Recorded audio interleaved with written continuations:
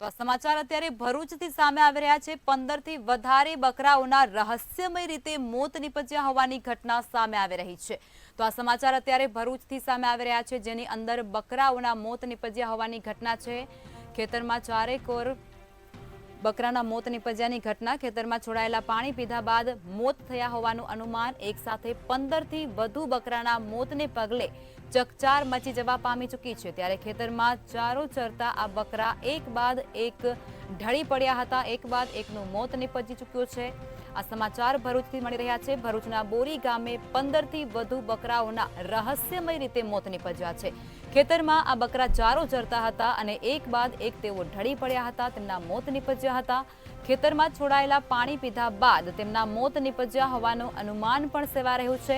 ત્યારે એક સાથે 15 થી વધુ બકરાના મોત થતાની સાથે જ ચકચાર પણ મચી જવા પામી ચૂકી છે।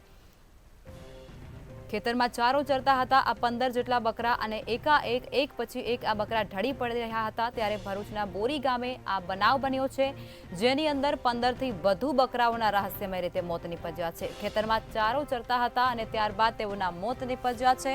જો કે પાણી પીધા બાદ તેમનું મોત નિપજ્યું હોવાનું પણ અનુમાન સેવાઈ રહ્યું છે।